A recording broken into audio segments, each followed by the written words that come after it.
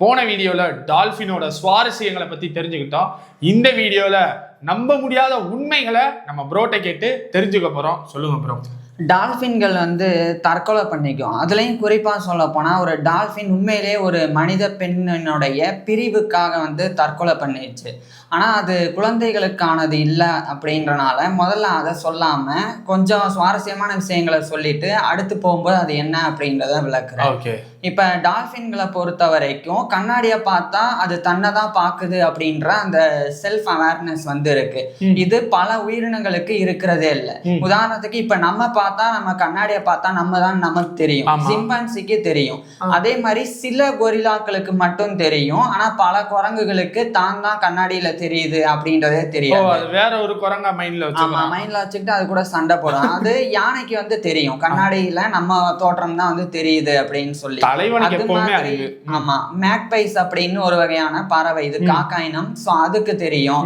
அதுக்கப்புறம் கிளீனர் ராஸ் அப்படின்னு ஒரு மீனினம், அதுக்கு தெரியும். மற்றபடி வேற எந்த உயிரினத்துக்குமே, உதாரணத்துக்கு நாயா இருக்கட்டும் பூனையா இருக்கட்டும், அதுங்களுக்கு கூட அது பார்க்கறது தன்னைதான் அப்படின்றது தெரியாது. ஆனா டால்பின்களுக்கு ரொம்ப நல்லாவே தன்னைதான் பார்க்கிறோம் அப்படின்றது தெரியும். அது எந்த அளவுக்கு தெரியும் அப்படின்னா, அது கண்ணாடி முன்னாடி போய் ஸ்டைல்லாம் காட்டும். அது கண்ணை உருட்டுறது, வாயை திறந்து என்ன இருக்குன்னு பாக்குறது, கொஞ்சம் வளைஞ்சு நெளிஞ்சு தன்னுடைய உடம்பு எப்படி இருக்குன்னு, அதாவது தலைவர் ஸ்டைல டால்பின் பண்ண அவ்வளவுதான். அந்த மாதிரி பண்ணும். விஞ்ஞானிகள் டால்பினோட உடம்புல எங்கேயாவது மார்க் பண்ணாலும் அல்லது ஏதாவது ஒரு கரை மாதிரி ஒரு பெயிண்ட் அடிச்சு விட்டுட்டா அதுக்கப்புறம் அது கண்ணாடி போய் பார்க்கும்போது இது என்னடா நம்ம உடம்புல வித்தியாசமா இருக்குன்னு சொல்லி பார்த்து அதை அழிக்கிறதுக்கு முயற்சி பண்ணும். அதை போய் தேய்க்கும். ஸோ அந்த மாதிரி எல்லாம் பண்ணும். அந்த அளவுக்கு அதுக்கு அந்த சுய அறிவு இருக்கு. கண்ணாடியில பாக்குறது தான்ன்றது புரியுது. இது ஒண்ணு. இன்னொன்னு என்னன்னா, டால்பின்கள் மனிதர்களுக்கு மீன் பிடிக்க உதவும். இது நம்ப முடியாது, ஆனா இது உண்மை. உண்மையில இப்பவும் நம்ப முடியலதான். இது உண்மை. எப்படின்றத சொல்றேன். பிரேசில்ல லகுனா அப்படின்னு சொல்லி ஒரு இடம் இருக்கு. அந்த கடற்கரையில மீனவர்கள் கடல்ல இறங்கிடுவாங்க. இறங்கி வலையை தூக்கிட்டு நிப்பாங்க. இப்ப டால்பின்கள் என்ன பண்ணுனா, ஒரு 5-6 டால்பின்கள் மல்லட் அப்படின்ற மீன்களை அந்த கடலுக்கு நடுவுல இருந்து விரட்டிட்டு வரும். விரட்டிட்டு கரைக்கு வந்த உடனே மீன் இப்ப உங்க முன்னாடிதான் இருக்கு அப்படின்றத மீனவர்களுக்கு சிக்னல் கொடுக்கறதுக்காக அதனுடைய வாளால தண்ணிய அடிக்கும், இல்லைன்னா தலையால அடிச்சு சிக்னல் கொடுக்கும். சிக்னல் கொடுத்த உடனே இந்த மீனவர்கள் அந்த வலையை தூக்கி போட்டு அந்த மீனை பிடிச்சிருவாங்க. அதுல மிச்சம் மீதி செதறி ஓடும். அதை டால்பின்கள் பிடிச்சிரும். சோ இது நடக்குது. இது எப்ப இருந்து 1847ஆம் ஆண்டு இதுக்குண்டான பதிவு இருக்கு. இந்த மாதிரி பிரேசில்லாம் நாங்க பண்ணிட்டு இருக்கோம் அப்படின்ற பதிவு இருக்கு. ஆனா உண்மை என்னன்னா, 2000 ஆண்டுகளுக்கு முன்னாடியே ரோமானிய எழுத்தாளர் பிளினி த எல்டர் அப்படின்றவர் பிரான்ஸ் நாட்டுல மீன் பிடிக்கிறதுக்கு மனிதர்களுக்கு டால்பின்கள் உதவுது அப்படின்னு ஒரு குறிப்பே எழுதி வச்சிருக்காரு. அதனால இது இப்ப பந்தம் இல்ல, 1000 ஆண்டுகளா மனிதர்களுக்கும் டால்பின்களுக்கும் இந்த உறவு இருக்கு.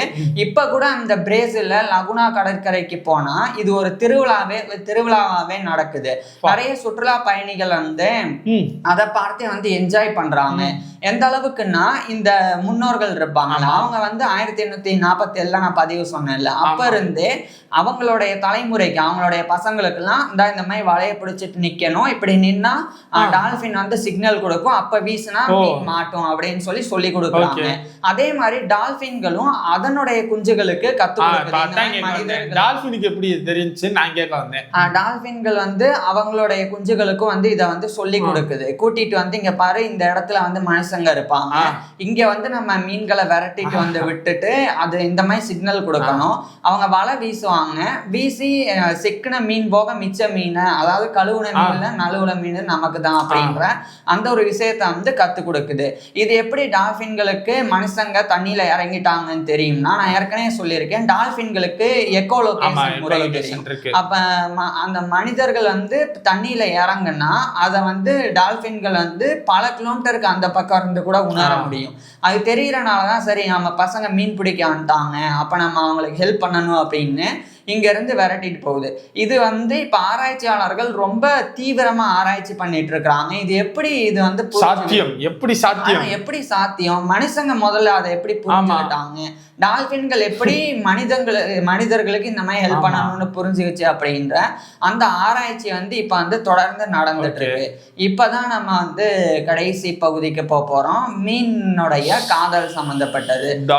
ஆமா, 1960களில் ஜான் கன்னிங்ஹாம் லில்லி அப்படின்ற அமெரிக்காவை சேர்ந்த ஒரு நியூரோ சயின்டிஸ்ட், அவர் வந்து நாசா தெரியுங்களா, அவங்ககிட்ட இருந்து ஒரு ஃபண்ட் வாங்கி டால்பின்களுக்கு இங்கிலீஷ் லாங்குவேஜை கத்து கொடுக்கறதுக்கு அப்படின்னு சொல்லி ஒரு ப்ராஜெக்டை தொடங்கினாங்க.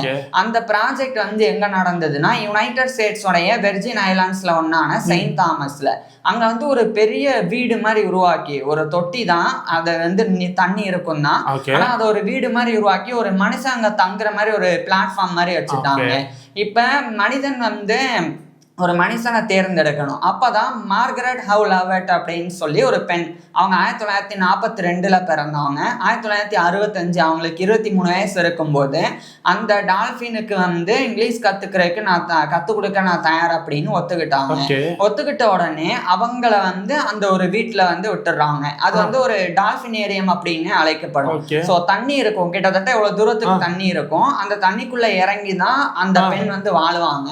தூங்கும் போது மட்டும் அந்த பிளாட்ஃபார்ம் இருக்குல்ல, அங்க போய் தூங்குவாங்க அந்த மாதிரி. அப்ப பீட்டர் அப்படின்னு சொல்லி ஒரு ஆண் டால்பின், ஒரு இளம் டால்பின், அதுக்கு வந்து மார்கரெட் வந்து கத்து கொடுத்து வந்தாங்க எப்படி பேசணும் அப்படின்னு சொல்லி. ஆரம்பத்துல இருந்தே டால்பின் என்னதான் புத்திசாலியா இருந்தாலும் ஆனா அதனால பேச முடியாதுல்ல, ரொம்ப கஷ்டம் தானே, அதனால உச்சரிக்க முடியல தண்ணிக்குள்ள. அது மாதிரிலாம் நடந்துட்டே இருந்தது. அப்பதான் வந்து ஒரு சில சம்பவங்கள் நடந்தது. என்னன்னா, அடிக்கடி அது வந்து இளம் ஆண் டால்பின் அப்படின்றனால அதுக்கு அப்படின்னு சொல்லி ஒரு, இதை நான் சொல்றதுக்கு முன்னாடி வந்து குழந்தைங்க இதுக்கு மேல பார்க்க வேணாம், நம்ம சொல்லிடுவோம். அந்த டால்பினுக்கு வந்து அடிக்கடி அந்த உணர்வு வரும், பாலியல் ரீதியான உணர்வு. ஆனா அந்த இடத்துல வந்து பெண் டால்பின்கள் இல்ல. அந்த ஆராய்ச்சி மையத்துல இருந்தது, ஆனா அது வேற ஒரு இடத்துல இருந்தனால இதை கொண்டு போக முடியாது. இப்ப அந்த உணர்வு இருக்கிறனால அந்த ஆண் டால்பின் வந்து இவங்க கத்து கொடுக்கறத அது சரியா கத்துக்கவே இல்லை, போக்கஸ்டாவே இல்ல. அப்ப அந்த மார்கரெட் என்ன பண்ணாங்கன்னா மெல்ல மேனுவல் ஸ்டிமுலேஷன் பண்ணாங்க. அதாவது அந்த டால்பினுக்கு வந்து வருடி கொடுத்தாங்க. அதனுடைய உணர்ச்சியை வந்து தீர்த்துக்கிறதுக்கு என்ன பண்ணணுமோ அதை வந்து அந்த பெண் பண்ணாங்க. அப்ப அந்த டால்பின் வந்து உச்சக்கட்டத்தை அடைஞ்சு அதுக்கப்புறம் அது நார்மல் ஸ்டேஜுக்கு வந்ததுக்கு அப்புறம் அது கொஞ்சம் கொஞ்சமா மறுபடியும் கத்துக்க ஆரம்பிக்குது.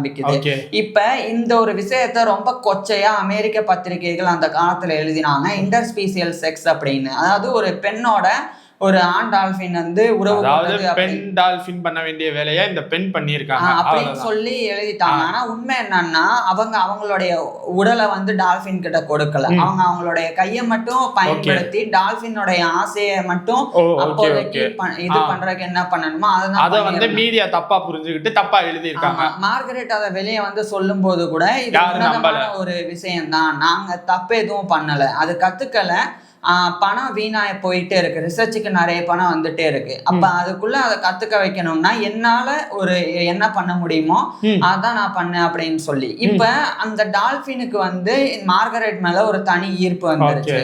உண்மையை சொல்ல போனா அது ஒரு மாதிரி லவ் பண்ண ஆரம்பிச்சிருச்சுன்னு தான். இந்த பெண் வந்து அந்த பிளாட்ஃபார்ம்ல ஏறி படுத்திருந்தா தூங்க விடாம இது போய் தொந்தரவு பண்றது, போய் முத்தம் கொடுக்குற மாதிரி கன்னத்துல இடிக்கிறது, வாளால போய் அடிச்சு தண்ணிய வந்து அது மேல ஒரு மாதிரி லவ்வர்ஸ் என்ன பண்ணுவாங்களா. அது மார்கரெட்னால சரியா அந்த நேரத்துல எல்லாம் தூங்கவே முடியல. அந்த காலத்துல கிட்டத்தட்ட 10 வாரங்கள் இந்த சோதனை வந்து நடந்தது. இப்ப 2 பேரும் ரொம்ப நெருங்கிட்டாங்க, ரொம்ப பழகிட்டாங்க. இப்ப இந்த டால்பினுக்கும் வந்து மார்கரெட்டை ரொம்ப பிடிச்சிருச்சு, ஏன்னா மத்த டால்பின் அங்க இல்ல. அதனால இப்ப என்ன நடக்குதுன்னா, அந்த ஜான் கன்னிங்ஹாம் லில்லி அவர் சும்மா இருக்காம LSD அப்படின்ற ஒரு ட்ரக்கை போய் டால்பினுக்கு பயன்படுத்தினா என்ன நடக்கும்னு அந்த பரிசோதனையை வேற அவர் ஆரம்பிச்சுட்டாரு.